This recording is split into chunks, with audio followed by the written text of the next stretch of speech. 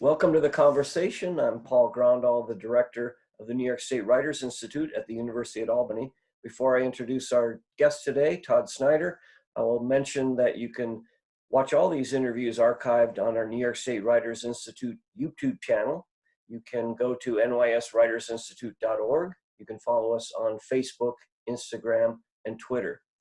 So we're going to talk today about this brand new book by Todd Snyder. He's a associate professor of rhetoric and communication. I believe I have that right. I'll get the exact title, but he's on the faculty at Siena College, which is across town from UAlbany.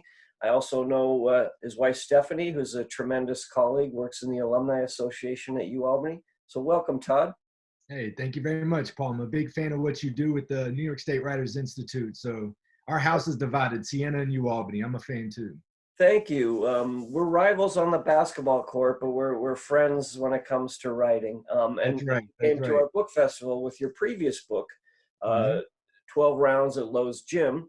That's right. Um, so you've written about boxing for a long time, and your new book, Bundini, Don't Believe the Hype, is about Muhammad Ali's hype man. Talk about how you got interested in this. He's so little known. I mean, you brought him to life wonderfully in this book, and you sort of gave him a life that often I think he's forgotten. How did you choose that subject? Yeah, couple reasons, Paul. First of all, I grew up and sort of boxing was the centerpiece to my life. My father, who you alluded to, his name was Mike Lowe Snyder. He ran a boxing gym in West Virginia.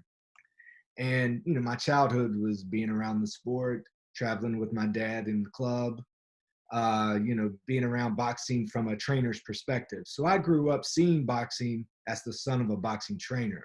So I was always fascinated by the guys who get these gladiators ready for battle. And I know what it's like to go through a training camp because I boxed when I was in high school, and I also worked corners with my father.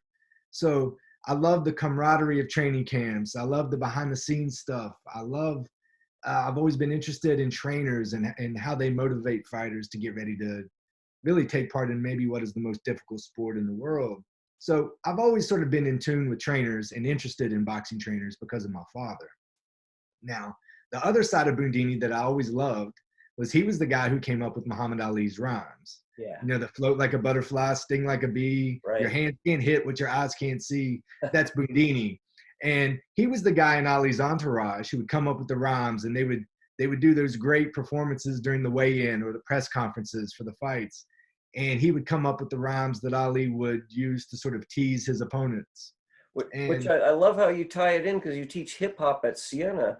You I talk do, yeah. about Ali and really Bundini as being a early hip hop artist in a way, that the way they used rhyme, the way they used dramatic presentation, and you bring that out in your book. So was that also feeding into your scholarly interest in a way? Absolutely. There is no hip hop history book, and there's been many, that doesn't in some way acknowledge Muhammad Ali as a very foundational figure in Black culture that sort of was a pre-hip hop icon who laid the rhetorical groundwork for the bravado, the style, the performance of identity that shows up in hip hop 2 decades later. And in those history books, they always forget Bundini, the guy who came up with the rhymes. I mean, Ali was the greatest heavyweight ever, maybe, but those rhymes weren't always his. They were Bundini's. They would practice in training camp, and they would do it for the cameras when the media came around. So I did sort of, as someone who loved Bundini, always think, he should get his shine. What's his story? How did he make it to Muhammad Ali's, to be his hype man, to be his assistant trainer, to be in his corner? So I wanted to sort of resurrect him from the shadows of boxing history, not only for boxing history itself, but for hip hop history, because I think he played a big part in that part of Muhammad Ali's persona. And you in your acknowledgments, you're very grateful, and the book is only possible really because his son gave you total Right. access. I mean, you stayed at Yep. their house. He opened up his whole Yep. family's life for you. Talk about how the son's cooperation made this book possible. Yeah. When we tracked his son down, Drew Brown III, and his life is amazing in and of itself. I mean, Bundini was a wild guy, and he had sort of a reputation that precedes him. No one would believe that his son was a Navy jet pilot, who was a college basketball player, who was a motivational speaker, who wrote a best-selling a book back in the 80s. His son's super successful, charismatic person who, in some ways, I couldn't help but bring him into the story of the book Right, because he was my link to his father.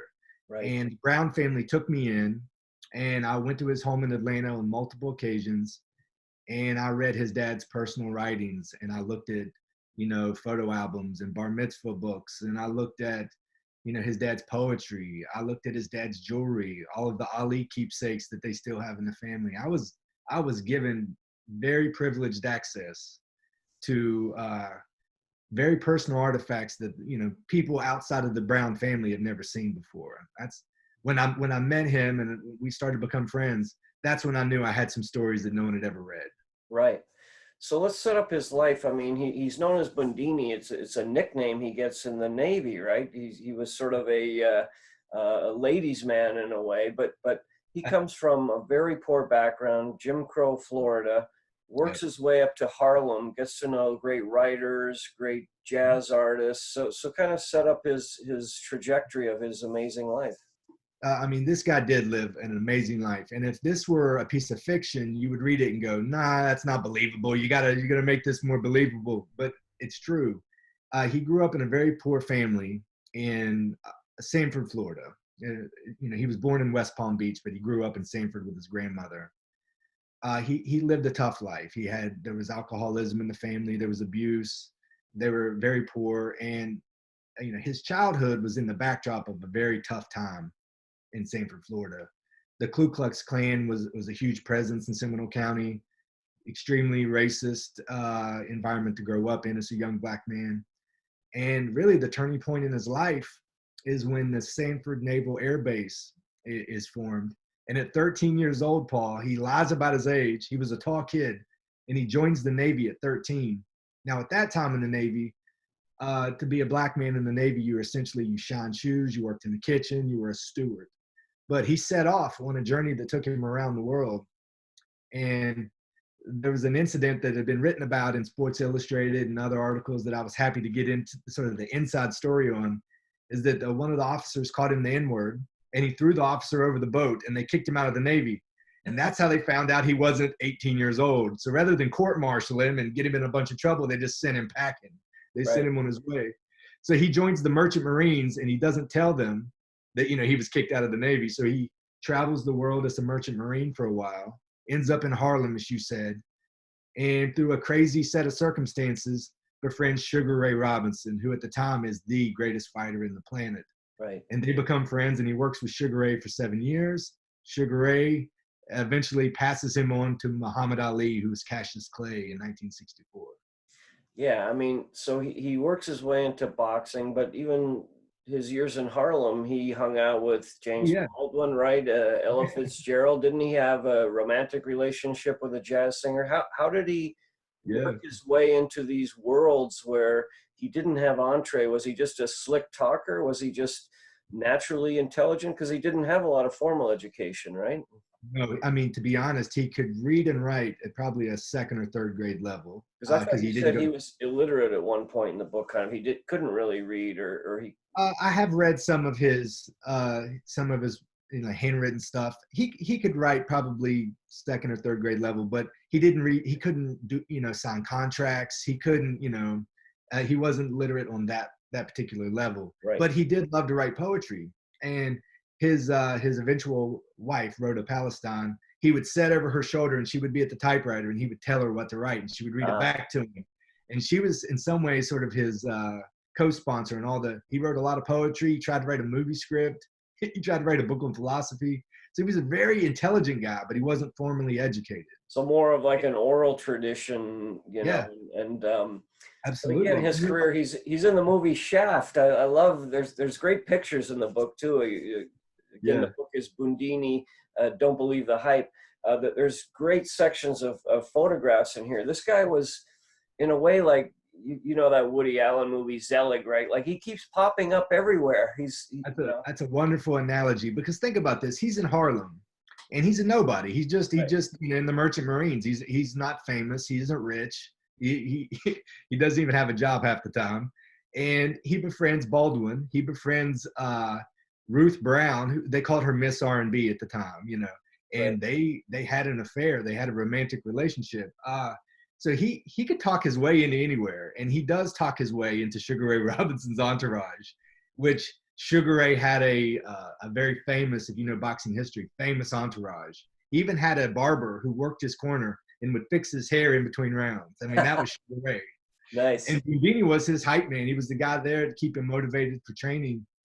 And his weapon, I guess, was the English language. He was a slick talker. He knew how to get into your heart. And if you knew him, you loved him. I mean, he was Right. a wild guy in some ways. But yeah, he made a lot of famous friends way before he ever met young Cassius Clay. So, I mean, the stories of boxers getting exploited is legion. Right. I imagine as a hype man, even more so, promoters promised a lot. And I mean, he probably never made much money, or did he? Well, that's one of the sad things I found out doing this research is that he was paid in cash by Sugar Ray Robinson, and he never signed a contract because he didn't trust contracts. Right. So he could tell Sugar Ray, pay me what you think I'm worth. And after the fight, Sugar Ray would cash his check and give Bundini or break him off some money. Now, of course, Bundini got to stay with the champ during training camp. They would go to Greenwood Lake, New York, and hang out there. And, he got to eat, and he was sort of taken care of. But he was usually just paid in cash after the fight. And one of the things that happens, when he ends up with Ali is they reach a similar agreement. And a couple times in their career, there would be tiffs or arguments between the two, and Bundini wouldn't get paid because there was no contractual obligation. Right. So you're right. He was a guy who had to hustle to make a living. He never really had a steady job. I mean, he opened a nightclub in the 70s called Bundini's World in Manhattan. And of course, he was no businessman. He was his own best customer. But he got to hang out with Jimi Hendrix and all these famous folks at his nightclub. And you're right. He was a Zelig figure. He was just always popping up where things were happening. I mean, pretty extraordinary for someone who was born in really tough circumstances. Yeah. I mean, he has such an energy and presence. I love this picture. He and Ali, and you've got a really nice short documentary to go with the book.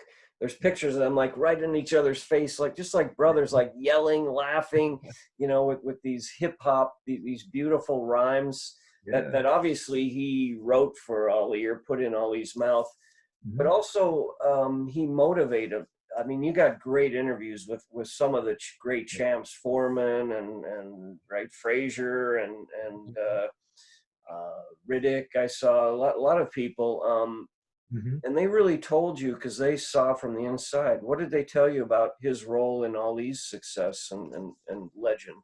Basically, how we started out was I made a timeline of Bundini's life, and I figured out what had been written about him. So I put the timeline of his life together, and then I met with the Brown family, and I talked to the cousins, and I talked to the son, and I talked to the people in his wife's side of the family, and I got those stories. The next step was to go to the folks you were talking about who worked with him in a work capacity. So the great Angelo Dundee's not alive anymore, Ali's trainer, but I talked to his son, Jim. I talked to George Foreman. I talked to Ernie Schaefer's, Tim Witherspoon, Larry Holmes, all the people who either faced Ali or worked with Ali in the gym who would have known Bundini on a day in, day out basis. Was it hard getting to these people? Because ex-boxers sometimes kind of disappear and, What's funny is that it's very difficult to get to guys like George Foreman, obviously, but when they found out I was doing a book on Bundini, they loved him as much as the champ did. So no one said no to me, that shows you how much Ali loved him. And everyone said to me, Ali, the champ is what they call him. The champ would have got a kick out of Bundini getting his own book. He would have laughed at the idea that Bundini got to have his own book. And everyone was super, nice to me and welcomed me in. But here's what they told me, Paul. They said, we watched Ali train without him, and we watched Ali train with him, and Ali was better with him. And the best interview I had, him doing the road work, Bundini's like running alongside with him. Things, and these guys would get up. Boxers get up before the dawn, right? I mean, it is like a Rocky thing. Yeah. Bundini was there with him, literally, Paul, for every exercise, setups, hitting the heavy bag, speed bag, running. Bundini shattered him and was barking at him and saying the rhymes and getting him built up. I mean, he woke him up in the morning to run. He was the guy who got up to get Ali up. Right. Uh, and Gene Kilroy, who was Ali's business manager, who managed the training camps, said to me when they would get in a fight and he would kick Bundini out, he said I would get nervous because Ali wouldn't train as hard when Bundini wasn't there. And he Right. said I would wait for the champ to get in a good mood. And I would say, hey, don't you think it's quiet around here? We should bring Bundini back. What do you think? And he said Ali would always bring him back. And, I kind of understand that because I grew up in training camps. I grew up watching guys get ready for battle. And yeah, you need the trainer to teach you the strategy, but you also need someone to keep you motivated. Right. And he was more than a cheerleader. He really brought out something different in Ali. But you also don't shy away from the dark side of Not at all. and the whole sport.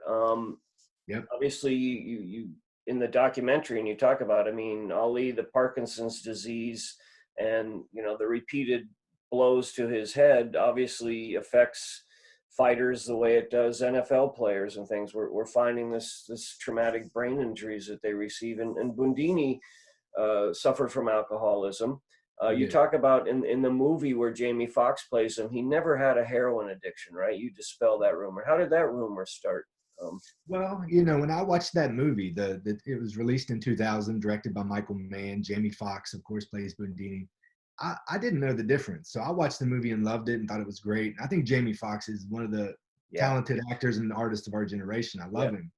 Uh, but it wasn't until I met the Brown family and then I got into the inner circle of the Ali camp that I realized Bundini loved to drink. And I'll be honest, he liked to smoke marijuana too, but he wasn't a heroin addict. He didn't sell Muhammad Ali's championship belt for heroin money. right. The movie had sort of taken some creative liberties. Which Uh, Hollywood often does. Hollywood always does. And anytime you watch a biopic, you should sort of raise one eyebrow and know that it's going to be based on a true story. Right, But that wasn't true at all. And once we got into the real story, there are articles written in the New York Times and in Sports Illustrated that disprove it as well. I just think the newer generation doesn't know that maybe that's not what really happened. right, And it really hurt the Brown family because they went to the theater just like everyone else, excited to see Jamie Foxx play Bundini. And, that was maybe a misstep on the producers of that movie to take it that far. There was a rift between Ali and Bundini at that point in right, Ali's life, but it didn't necessarily happen the way the movie portrayed it. right. So, what was his drink of choice? Did he just hit the same drink? You know, Well, he started drinking at a really young age, and okay, alcoholism ran in his family. His father was an alcoholic as well. And because he was off in the Navy, pretending to be older than he was, he was hanging out with the big boys. Yeah, he had a real problem with alcohol. And what I would hear from people is when he was with Ali in training camp, he was great. But in between those fights, when he wasn't riding the high of being with the champ, I think depression set in, or I think the disease got the best of him. And it certainly affected his relationship with Ali because Ali was a member of the Nation of Islam. right. Ali That did was not drink. Which Ali was did not go. interesting. Yeah, you bring that out in your book. I mean, he's critical of Elijah Muhammad and Malcolm X and Muslim. That was sort of a strain between he and Ali, right? The religious. You got to remember when Ali beats Liston in the rematch, he changes his name and declares his allegiance to the Nation of Islam. Well, at the time, Bundini's married to a white woman named Rhoda Palestine, who was a Right. Jewish, That's a great part of his life. Jewish, Yeah. Jewish immigrants, and he has a bicultural, biracial son. And the Nation of Islam was not a big fan of Bundini being in Ali's corner because he wore the Star of David necklace. He loved to drink. He hung out at nightclubs. He had a white wife. It just was bad. It wasn't the image the Nation of Islam wanted for Ali to have a guy like that in his corner. So originally they said Bundini's got to clean his act up or he's out. And when Muhammad Ali was 22 years old, he pretty much did what the nation said. Right. He exiled Malcolm X whenever Malcolm was having problems with Elijah Muhammad, and he divorced his first wife at the sort of the call of the Nation of Islam. And Bundini was one of those folks. They said if he's going to be around you, he's got to clean up his act. Well, Bundini was very critical of the nation, especially some of their comments about white people being devils and that kind of thing, because Bundini definitely didn't see it that way. He had a bicultural, biracial son. And they get into a tiff, and Ali lets him go. And because they have their argument or they have their disagreement, Ali had previously given Bundini the championship belt as a gift for beating Liston in the first fight. And because Bundini doesn't get paid for the rematch, he takes a hammer and he knocks the stones out and tries to pawn them, which causes a real rift between him and Ali. Yes. Uh, that's sort of the true story there. In the movie, it gets portrayed differently. They make him out to be a heroin addict who sells the belt for drug money. Not the case. Right. So since race is part of obviously hip hop, obviously part of sports, you're a white writer.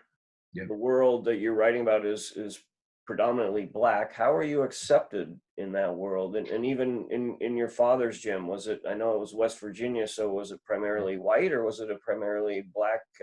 Yeah, but you know what? Hip hop is the great bridge too. Like my father's gym was mostly white kids, but we traveled to Columbus and Cincinnati and Cleveland, and we traveled to Louisville, Kentucky, Lexington. We went to places where the gyms weren't all, and there were plenty of times as a kid I was the only white kid in a gym. Hip hop was always my way of talking to folks who were from different walks of life. I grew up loving hip hop since I was like in the second grade. I fell in love with it. It was my literacy sponsor. It was my reason I loved poetry. First time I read James Baldwin was because I would hear his name in rap lyrics. And I was like, this guy must be dope because Nas raps about him. So when I would go to gyms and I was the white kid, I could talk hip hop with guys. And that was sort of our bridge. Right. And people, they can tell when you're faking it or they can tell when you really don't know what you're talking about. Right. And, I did make a lot of friends from different backgrounds and races because of that. And, the work I do at Siena, I've worked with, Grandmaster Flash and Biz Markie and the Wu-Tang Clan and all these guys. They know when you genuinely love the culture and the music. They know when someone is a true fan of it. So it's like being a white kid from West Virginia was never that big of an obstacle for me because I feel like hip hop brings in people from all walks of life. Right. I mean, there's hip hop in Japan now. There's hip hop everywhere. It's born out of the South Bronx, in the late 70s, but it traveled everywhere. I mean, even West Virginia. So, my background never really, I felt like, disqualified me. You got to remember, Ali was a Louisville, Kentucky boy. He was a country boy too. Yeah. Just like me. And, the Brown family, their dad's famous phrase was blue eyes and brown eyes see grass green. That's what Bundini would always say. And he had a way with words, man. He could. Yeah, he was an integrator. He was someone who was like, let's break down the boundaries and understand each other. Yeah. Some of my favorite stories in the book are him and Ali butting heads over race. It's fun to see those two see it from different perspectives. So it was never a barrier then. They never said like, wait, what are you white guy writing about Bundini or so? So nobody ever brought that up or? Not really. Too, I think people also were so excited to see Bundini get his day. I mean, he died in 1987. And, in most Ali books, there's a little paragraph about Bundini or maybe a page or two about Bundini. And I even interviewed a lot of Ali's biographers because I wanted to get their inside perspective. And they all said to me, look, I didn't do my Bundini homework, so we're happy you're doing it. Because, Ali's a big, big topic to tackle. So, John Ike, who had written a wonderful Ali book, said to me, I'm tickled that you're doing the Bundini thing. He was happy for me to, someone would get to resurrect his sidekick, his Sancho Panza, or whatever you want to call him. He was the Robin to his Batman. So this term hype man, I guess, was Bundini comfortable with that? Is it seen as a I'm not sure that's a term that I'm not sure that's a term people would have used back then because that does come out of hip hop, and hip hop comes a couple decades later. Okay. Really, he was seen as a motivator. Some people within the entourage called him a spirit coach. Right. Larry Holmes told me that he always called himself the spirit coach. Is what he called it. I don't think labels mattered to him. Bundini had another phrase that he always said. He said, I don't care what they write about me, just got to spell Bundini right. That's what he used to say. He didn't care how he was labeled. He felt like he and Ali had a connection, a friendship that was genuine and real. And, some people called him an assistant trainer. Some people in boxing are like, this is not a boxing guy because Bundini never boxed. He wasn't an amateur boxer or anything like that. So, I don't think he was that concerned with labels. But sort of after his death, the term hype man becomes popular with, hip hop that becomes part of the vernacular. And he often gets labeled hype man posthumously. That's what people call him. So I don't think that's necessarily a bad thing. The hype man is there to keep the energy of the crowd up and the energy of the artist. In some ways, I think it fits, so I've been called a hype man. A couple writers who visited the Writers Institute. It's like, oh, you did a great job. Thanks for being my hype man. I was like, I have no problem with that term. So you should understand Bundini, Paul. You should get him. You would have had him on stage, man. Let him do some spoken words, some slam poetry. That's what he did. He was Let a me street ask. poet. I saw in some of the pictures, and he kind of came after Bundini, but Don King was just coming up, and I'm not, don't have the level of understanding of boxing as you do. I remember as a kid watching the Friday night fights, and I was a huge Ali fan when the heavyweight division was ascendant. But Yep. Don King seems to be painted with a much more negative brush as an exploiter, as somebody who's siphoned money off of boxers. Does Bundini have a better reputation than Don King? Oh, of course. Don King is probably the most vilified boxing promoter of all time. He was a street entrepreneur. He was self-educated. He read law books in prison. He went to prison for manslaughter. He had killed 2 people in his life. Don King was a street guy. He was a gangster, and he found an avenue in boxing and exploited and hurt a lot of fighters in some ways. Now, is he one of the Did their greatest? lives intersect at all? They sure did, yeah. Bundini knew Don King, and Don King promoted a handful of fights for Ali.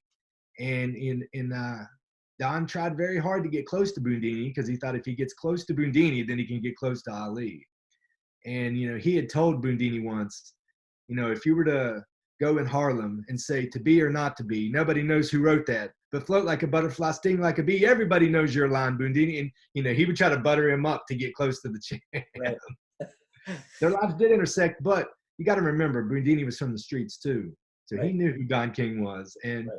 I think that was sort of Ali's attitude toward King is you can trust him if the lights are on, but you can't let your guard down with a guy like that, So Don has sort of a much more negative, I would say, reputation in boxing than Bundini, because Bundini really didn't have the power and influence that Don King accumulated rather quickly.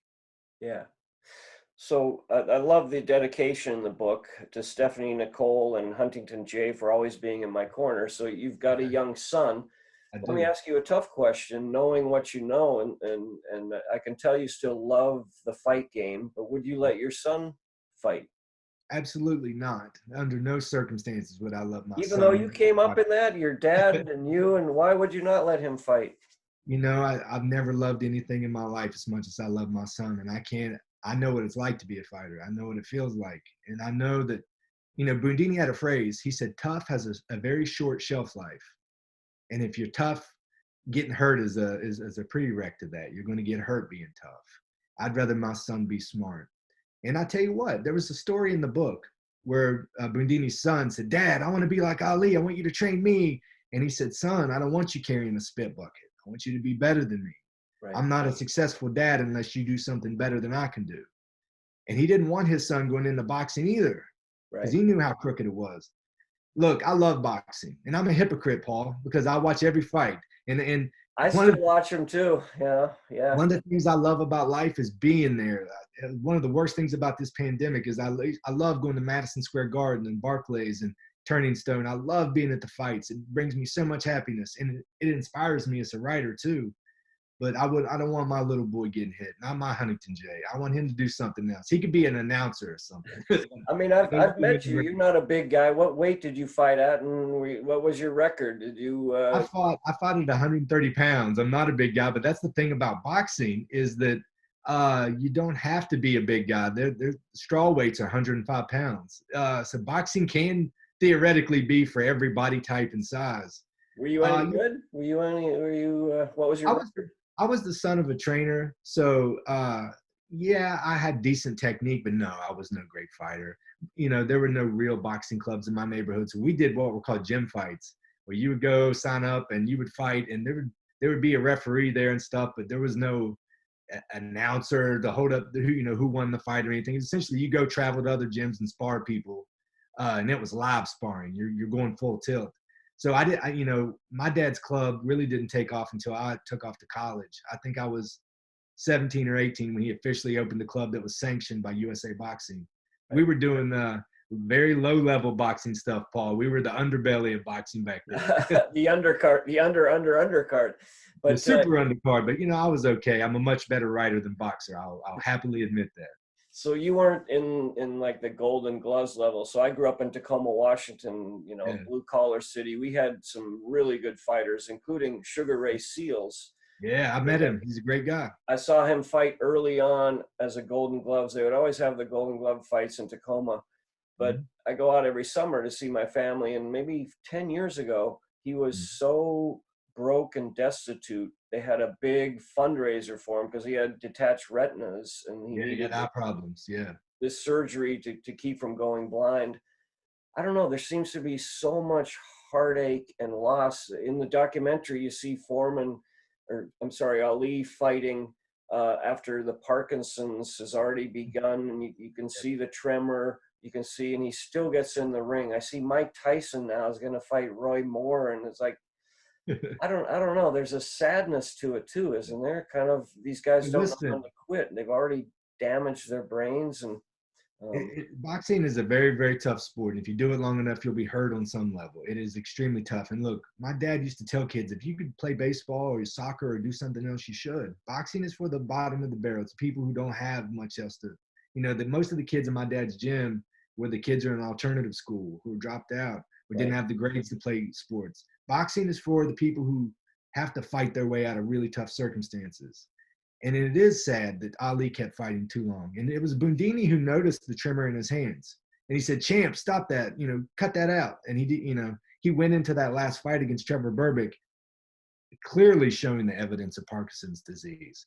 right, I wrote in the book in one of the later chapters, one of the sad things about Ali is he knew how tough you had to be great, and he was willing to sacrifice it. right. He was willing to lay on the ropes against George Foreman and take those thunderous body shots and whisper in George's ear, "Come on, George, you hit like a sissy." He was willing to take it. Yeah. And George Foreman was no joke. I mean, still today. Oh yeah, that You know, rope-a-dope, man. He took some damage with that strategy. and just so you know, Bundini did not know about that. He was panicking. His son said he had no idea that was coming. Ali didn't tell anyone he was going to do it. That was Muhammad Ali cooking up that strategy. Right. So how about, I mean, Bundini dies early. He's in his, what is he, 57, I believe, Yeah. late 50s. Yeah. So he sort of missed Ali's late career when he becomes this world ambassador, that image of him lighting the Olympic torch, traveling around the world, meeting with Mandela. Yeah. How much of that did Bundini see or was part of? At the end, Muhammad Ali retires in 1981.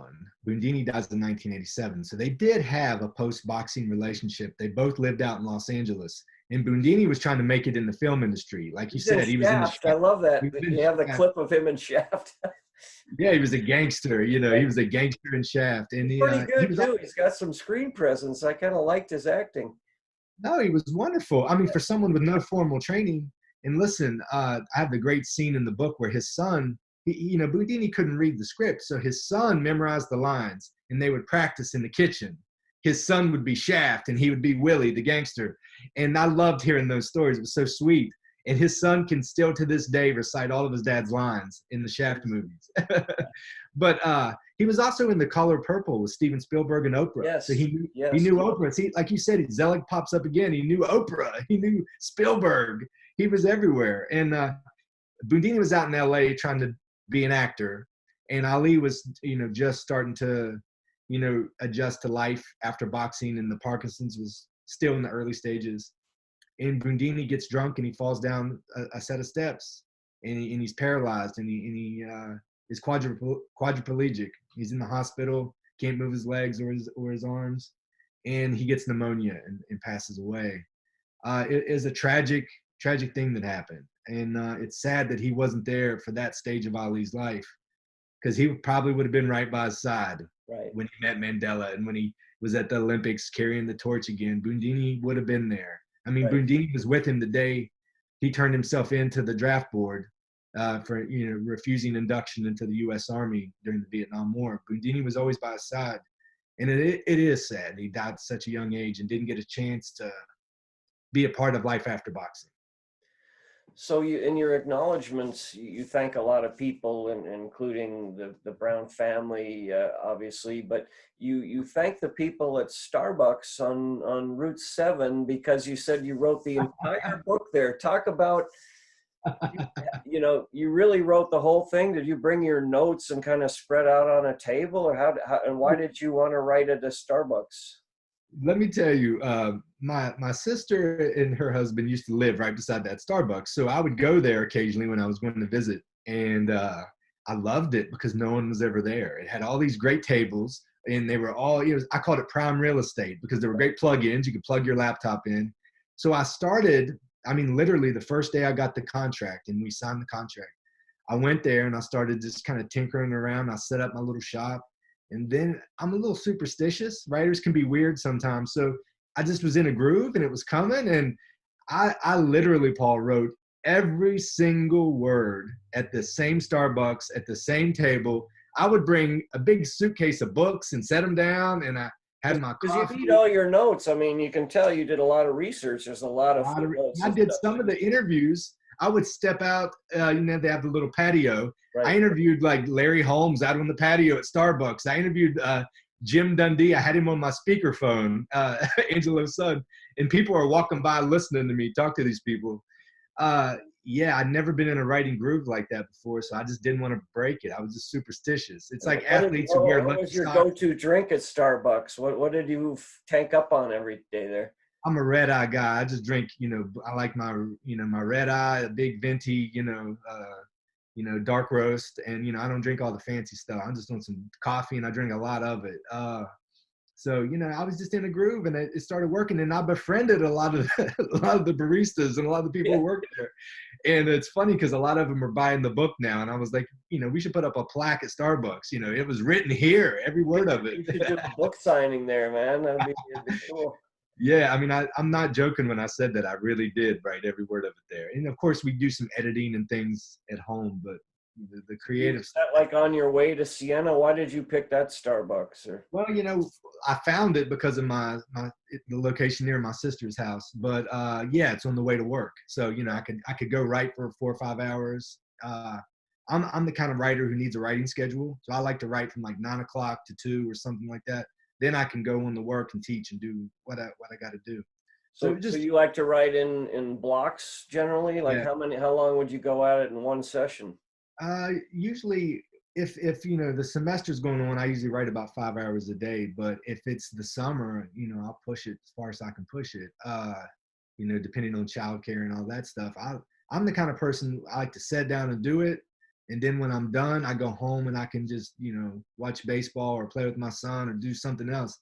I like to punch in, punch out. It's like a working class approach. When I'm done, I'm done. I don't come back to it until the next day. It's just like a rounds, right? The bell's on and you're done for the day, man.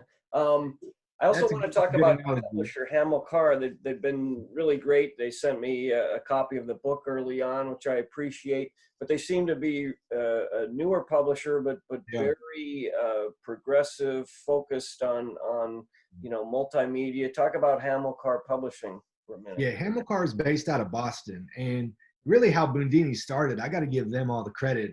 Kyle Serafine is one of their principal publishers. In the early days of their business, he would blog on the website some, and they have some pretty reputable boxing writers who contribute. But he would jump on there too sometimes and just blog. And he wrote a blog about Bundini being the greatest hype man in boxing history, and it got all this traffic and it got all this attention. And Kyle approached me and was like, hey, is this something you'd want to do? Because he had read some of my hip hop research, and I was like, absolutely. So we got to work on it. But it was his blog that started the whole thing. Right. Hamilcar does mostly boxing books. I mean, they have a book on Hector Macho Camacho coming out. Mm-hmm. They've done a Johnny Tapia book, Arturo Gotti, Thunder Gotti. I mean, they're doing some really great boxing research, and they've got folks who write for Ring Magazine and acclaimed writers from all over the world working with them right now. And they were the ones who put together the documentary that you referred to earlier. They hired a guy named Patrick Green out of Los Angeles, and he put together a 20-minute documentary about Bundini, and I'm the narrator of the piece. And we had Bundini's son jump on there as well, and it really set the book up. So they're doing creative outside the box things at Hamilcar. They do a Hamilcar Noir series about boxing murders and boxing crime stories. And Yeah. those books, you just gobble those up because, you know, who doesn't like those kind of books? So they're doing some really unorthodox new stuff in boxing publishing. And I'm super happy to be a part of it. And I'm signed to do another book with them that'll come out at the end of next year, too. What's the next book? It's called Beatboxing, and it is the story of how hip hop impacted professional boxing. So for the last 8 months, I've been interviewing rappers and boxers, you know, and I interviewed the rappers about boxing and I interviewed the boxers about hip hop. And man, I got some stories. I've talked to some legends. So I can connect you to Rakim, who we had at the Writers Institute. I still have his contact, man. If you're still, I'll tell you what, I'm a hit you up for that because Rakim was one of my heroes as a kid. You know, he was the God MC. He was one of the 4 or 5 people who really got me into hip hop and poetry. yeah. And he's a boxing head too. I know he comes to the fights in New York. So, would you bring? I know you've said forcefully you would not let your son box, but would you bring him to the fights? Would you want him to get a love of that sport like you have? He probably knows more about boxing than most adult men at 7 years old. He was very much a part of this process with me. He knows who these people are. He knows you know, he knows all the big boxers. That was the spirit of Bundini, by the way. A couple of things are fun. I know, man. I think Bundini's here. He's listening to me right now. But yeah, to answer your question, my son knows a lot about boxing and probably an unhealthy amount. It's almost embarrassing how much he knows. So the other person, I don't know if you've connected with her. She was at our book festival last year. Joyce Carol Oates is a brilliant writer on boxing. Have you ever talked with her about boxing? You know, I've never met Joyce, but she did tweet a link to my book, so I know that she's aware of it. I know she wrote that wonderful book on boxing, and of course, she's a hero of mine. As someone who grew up wanting to be a boxing writer, it doesn't get much better than Joyce Carol Oates. I mean, well, she's another person I could connect you to because she was just really nice, and she's a good friend of William Kennedy, our founder, and you know, they reconnected at the book festival, and she talked about, it's in her memoir too. She used to watch the fights with her father, and it was just this great love she had for the sport.